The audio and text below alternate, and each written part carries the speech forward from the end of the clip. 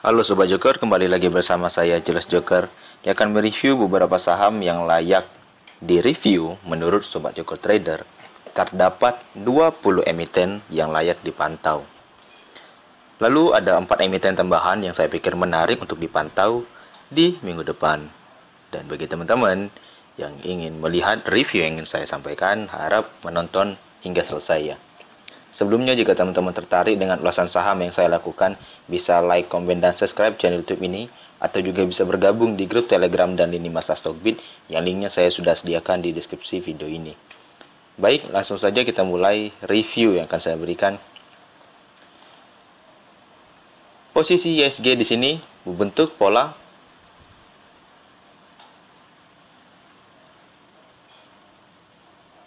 false break, di mana pola false break ini menandakan bahwa dari sisi penguatan untuk break area all time high tidak cukup kuat. Maka terjadi false break yang cukup besar dengan candle angel fin dalam kondisi bearish. Dan potensi menembus area demand juga sudah dilakukan. Jadi saya pikir momentum untuk penurunan ISG bisa saja menjadi target lanjutan di 6.617 sampai 6.005. Kemudian di posisi ini, jika dia tidak mampu meretest atau memposisikan untuk pullback, ISG kemungkinan akan turun kembali menuju area 6.500-an. Itu menjadi hal mimpi buruk untuk para trader. Tetapi untuk para scalper atau day trader yang trading di saham gorengan, itu sangat diminati. Tentunya potensi-potensi emiten-emiten yang mungkin saja rebound atau potensi emiten-emiten yang multi-bagger dan bagger bisa saja ditemukan di minggu depan. Baik, saham pertama yang akan saya review ada saham Campina.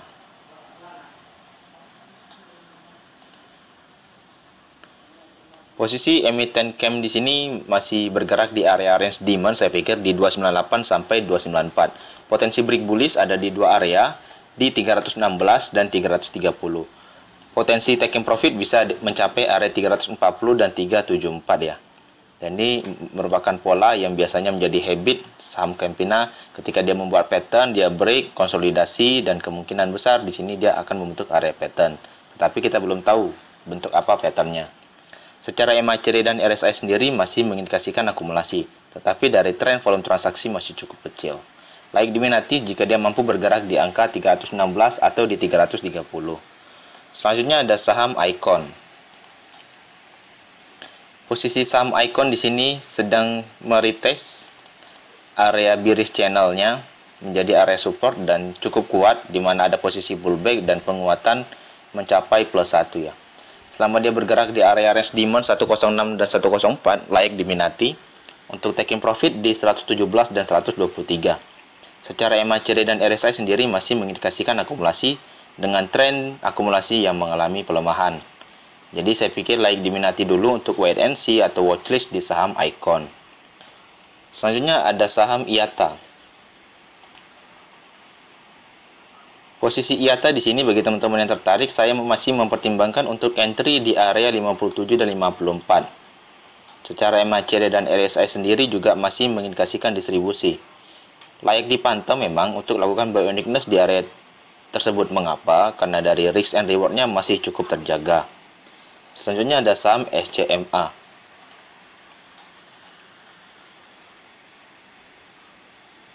Dari posisi SCMA setelah melakukan stock split, kita masih belum melihat momentumnya, tetapi jika teman-teman ingin melihat dari pola trend lain yang terjadi, sudah patah trend jika kita menarik dari low yang terjadi di bulan Juni, seharusnya sudah patah trend dan akan menguji kembali. Ada area kecil di sini yang akan diuji ya di area 380 hingga 376. Jika memang area ini tembus atau tidak terjadi pullback, maka target penurunan bisa saja di area lanjutan penurunan itu di 346 dan 336. Bagi teman-teman yang tertarik bisa mempertimbangkan dua area entry di 380 dan juga di 346 untuk lakukan buy on weakness. Secara MACD dan RSI sendiri masih mengindikasikan distribusi. Layak diminati untuk buy on weakness di saham SCMA. Selanjutnya ada saham INPC, salah satu bank mini digital. Posisi INPC di sini membentuk high ya. Dia berhasil break kembali di posisi double bottomnya dan tutup close di 149 yang merupakan area resistance break untuk pola pattern double bottom sendiri. Jika dia bertahan di angka 149, potensi bisa mencapai area 174 dan 189. Jika tidak mampu keluar, saya pikir bisa melakukan re-entry di 140 dan juga di 127. Selanjutnya ada saham Kren. Posisi Kren di sini mampu berhasil sedikit rebound, dan kalau kita lihat secara pola dia pas sekali membentuk area low-nya ya. Dan kalau kita lihat ini pola reversal wedges pattern, di mana pola reversal wedges pattern ini berharap break ke atas, minimal dia mampu melewati area supply kecil ini yang bergerak pada range 108 hingga 103. Jika dia mampu bergerak di atas dan break bullish kembali di 115, potensi bisa mencapai area 128 dengan menguji kembali area supply-nya ini di 149 dan juga di 168 hingga 165.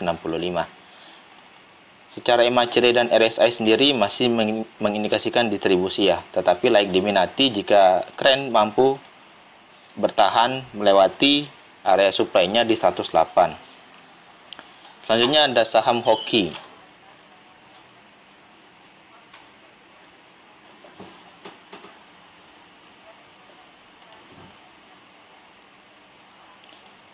Salah satu emiten beras ini masih bergerak di area range demand-nya ya. Jika posisi area demand-nya masih cukup kuat, saya pikir teman-teman layak meminati di angka 196 hingga 185. Posisi secara MACD dan secara Fibonacci juga masih sangat menarik, di mana trennya masih mengalami penguatan dari sisi akumulasi. Namun memang dari sisi transaksi masih cukup sepi di saham Hoki. Selama dia bertahan di angka 196 hingga 185, saya pikir masih diminati ya. Pola double bottomnya saya pikir sudah tidak valid, di mana pola ini membentuk area double bottom yang cukup bagus, tetapi dia memperlebar dari posisi sideways-nya. Layak kita minati jika dia mampu membuat area pattern baru. Tetapi kalau kita lihat pattern yang baru belum saja muncul, melainkan dia masih bertahan di area base-nya. Dan dia masih berkutat di angka 0786 yang merupakan area Fibonacci. Selanjutnya ada saham ASA.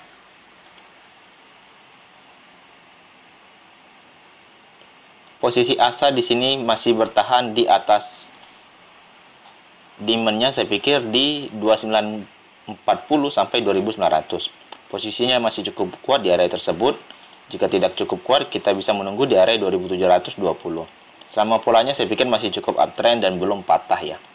Secara MACD dan RSI juga sudah baru saja memulai golden cross secara tren akumulasi.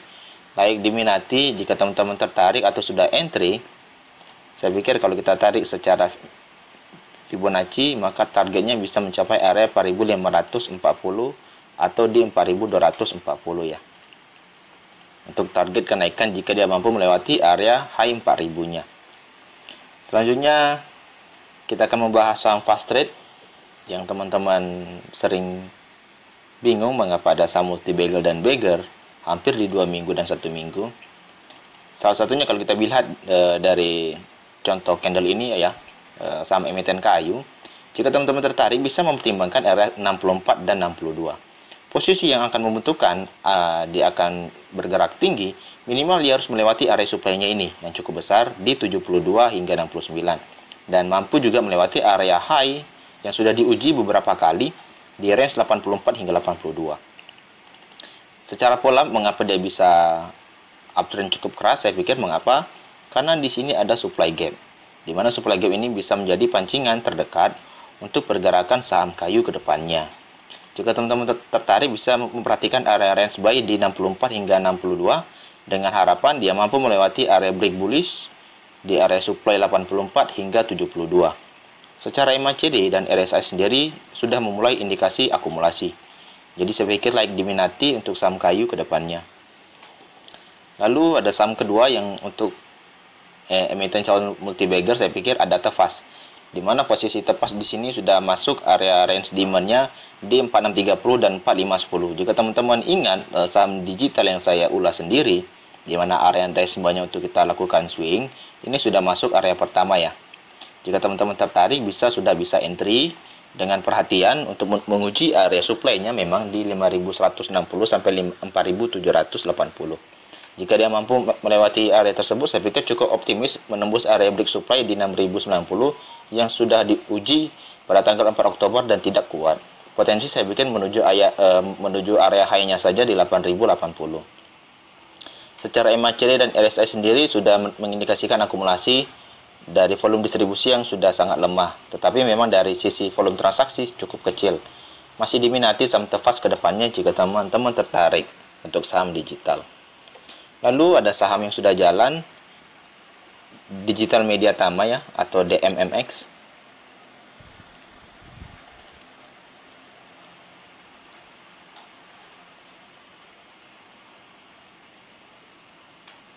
Posisinya sudah sesuai dengan area entry kita, bergerak di 2540 dan 2450. Secara trading plan, entry di 2490, cut loss di 2380, dan taking profit di 2940. Dan sekarang sudah melakukan pergerakan menuju area 2650 yang merupakan area supply lanjutannya. Area break bullishnya di 2800 saya pikir cukup optimis untuk ditembus, sehingga taking profit pertama di 2960 bisa terjadi. Ada area high supply yang akan dicapai, saya pikir tidak cukup dalam jangka waktu yang lama dengan pola digital yang sudah pulih, itu di 3040 hingga di 3380. Secara MACD dan RSI sendiri masih mengindikasikan akumulasi. Jadi dari volume transaksi yang sudah dimulai sedikit ramai, saya pikir tren bullishnya akan dimulai di minggu depan. Layak diminati saham digital. Lalu ada saham induknya, yaitu adalah MCAS. Posisi MCAS sendiri, kita sudah memprediksi pola cup and handle dengan dia membentuk area low-nya cukup sama di range 0,5 Fibonacci di 11.325 dan break dengan volume yang cukup kuat dengan melakukan break bullish juga di 12.750. Saya pikir cukup optimis menuju area 13.975, dan jika kita melihat polanya yang sudah ditembus, maka target kenaikan sesuai dengan handle bisa saja mencapai area 14.300 dan juga selebar cup itu bisa saja mencapai 15.750. Dan ini merupakan target-target yang mungkin saja tercapai untuk saham MCAS jika teman-teman mengingat ada pola cup and handle dengan base yang cukup lama dibentuk oleh MCAS itu di 0,5 secara Fibonacci. Secara MACD dan RSI sudah golden cross, dan awal-awal golden cross terjadi di hari ini. Seharusnya tren penguatan di minggu depan layak untuk diteruskan ya untuk di saham MCAS. Ada 4 emiten untuk saham edisi multi bagger atau bagger, saya pikir ya paling tidak bisa mencapai area 20 dan 30% dalam kategori swing trade yang bisa kita dapat secara cepat ya. Lanjut, kita akan ke saham laba.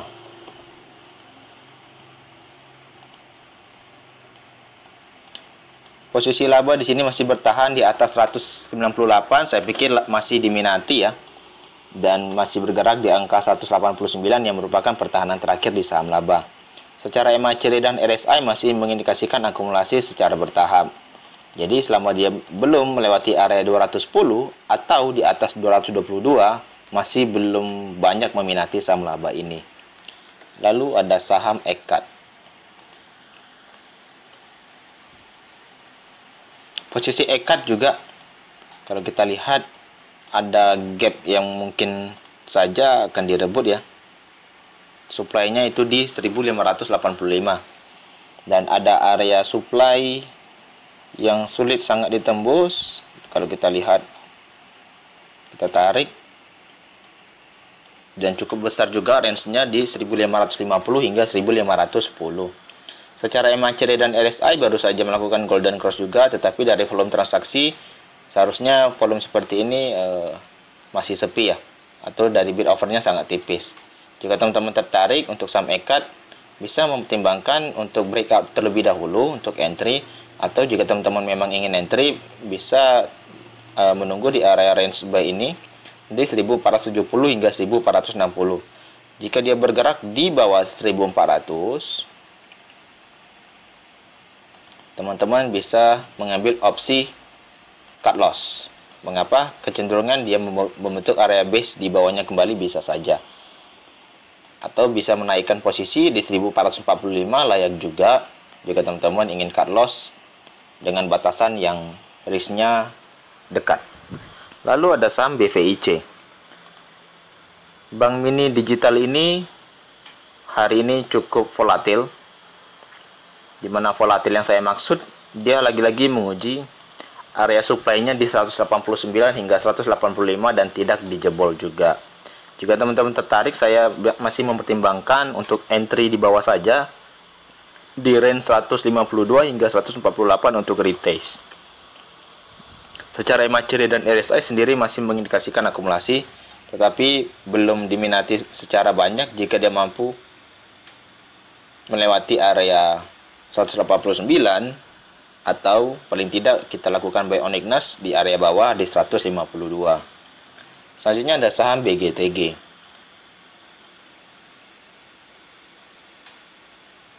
Bank Ganesha satu ini berhasil masih bergerak di angka atas demand di 212 hingga 206. Dan pola single candlestick yaitu adalah inverted hammer itu tidak cukup bagus di posisi bullish karena cenderung tekanan seller itu jauh lebih besar. Jika teman-teman tertarik, saya masih mempertimbangkan untuk entry saja di 212 hingga 206 atau entry di 212.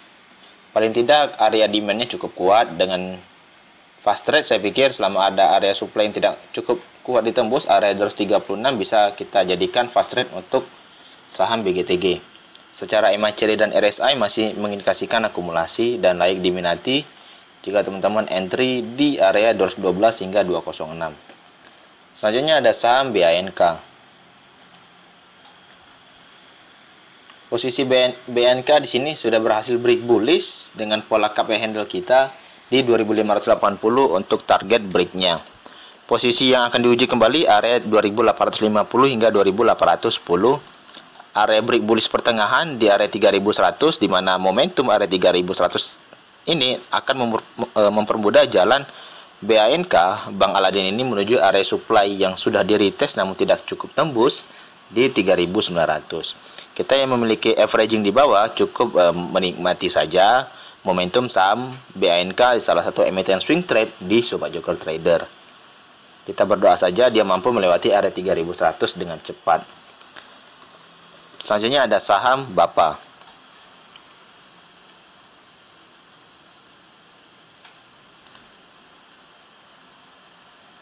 Posisi BAPA di sini minus 5% secara poin ya, minus 6%. Dan posisinya saya pikir ARB candlenya Morobozu merah ya.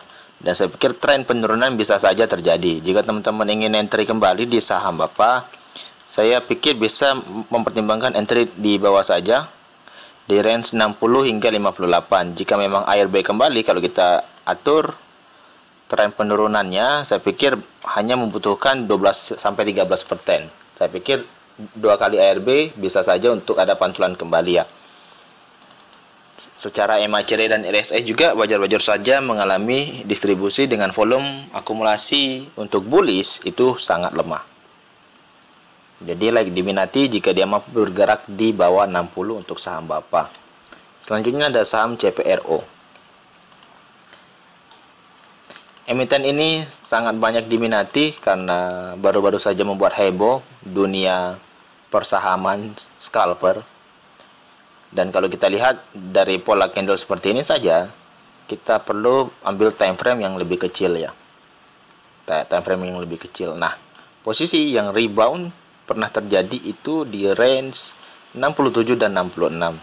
Jika teman-teman tertarik bisa mempertimbangkan tunggu aja di dua area ini di 61 dan 60 dan di 67 dan 66 selama yang trading di saham CPRO masih cukup ramai ya. Tetapi pada time frame 30 menit sudah menandakan dari sisi volume itu sudah distribusi. Layak diminati jika dia sudah koreksi sehat, paling tidak di area 61 dan 60 ya. Selanjutnya ada saham BBKP. Bank Bukopin ini akan melakukan right issue dan hari ini melakukan pullback yang cukup kuat, tetapi cukup kuatnya tidak mampu menembus langsung area break supply yang masih terhenti di 384. Saya pikir ini momentum hanya sementara saja, kemungkinan besar jika polanya masih berlanjut ya. Jika turun, retest kembali kemudian turun. Nah, posisi di bawah nanti saya pikir layak diminati ya di area 312 dan 296 teman-teman lakukan buy on weakness. Dengan catatan dia hanya tidak mampu melewati area supply di 412 hingga 394 ini. Kita masih menunggu untuk lakukan buy on weakness lagi. Mengapa? Jika teman-teman yang masih memiliki di area entry demand kita atau area entry Sobat Joker Trader, jika dia benar-benar masuk di area di ini, teman-teman bisa lakukan BEP sementara dulu ya. Sebelum kita menunggu di area 312 hingga 296. Tetapi jika dia mampu breakout di 412 dan langsung terbang ke angka 452 atau ke angka 500, itu bukan rezeki kita lagi. Kita harus mengamankan modal kita jika teman-teman Sobat Joker Trader di posisi nyangkut. Selanjutnya ada saham PAMG.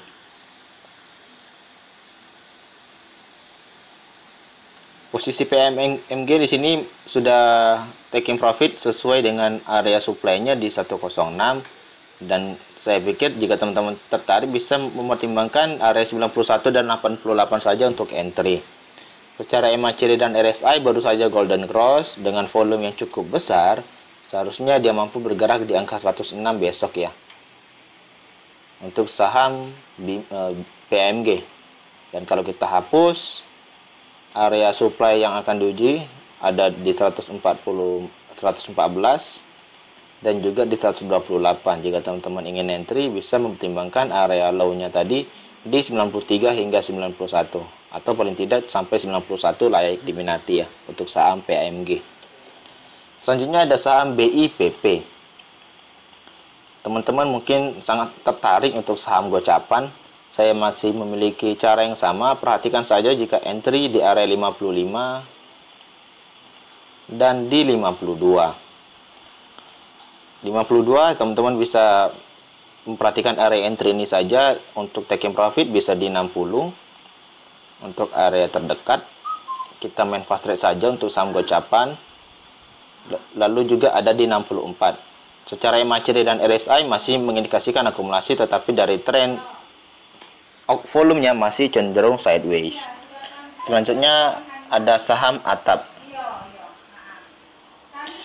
Posisi ATAP di sini masih melakukan shooting star terus. Selama dia tidak mampu melewati area break bullish 232, masih cukup susah menuju area 250. Kita masih menunggu untuk area demand gap yang bisa tertutup untuk mengambil opsi buy on weakness secara mewah ya. Karena saham ATAP ini sering sekali ditradingkan dalam bentuk day trade atau scalper.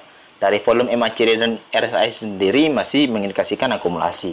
Tetapi dari tren distribusinya sudah cukup besar, seharusnya koreksi sehat wajar-wajar saja terjadi di saham ATAP. Yang terakhir ada saham LAN. Posisi LAN di sini sudah patah ya, sudah patah. Dia seharusnya menuju area 111 tetapi tidak cukup mampu. Kemungkinan akan mengumpul lagi himpunan kekuatan di 95 hingga 89. Selama dia bergerak dan tidak cut loss di bawah 85, tren penguatannya masih cukup bagus. Apalagi dia mampu membentuk area base lagi di 95 hingga 89, kemungkinan besar akan membentuk double bottom. Begitu untuk saham LAN. Secara MACD dan RSI sendiri masih mengindikasikan ingin distribusi, di mana dead cross secara osilator MACD yang menandakan tren akumulasi sudah dilakukan. Layak dipantau untuk saham LAN jika bergerak di antara 95 hingga 89. Sekian dulu dengan ulasan saham request yang teman-teman kasih. Saya ucapkan terima kasih dan semoga saja hasil yang saya review bisa memberikan cuan bersama untuk Sobat Joker Trader. Dan juga ada 4 emiten fast trade dan layak dipantau di minggu depan dan posisinya cukup menarik di saham teknologi. Jika teman-teman tertarik, menyukai ulasan saham yang saya lakukan, bisa like, komen, dan subscribe channel YouTube ini, atau juga bisa bergabung di grup Telegram dan lini masa Stockbit. Ya, linknya saya sudah sediakan di deskripsi video ini. Saya ucapkan terima kasih.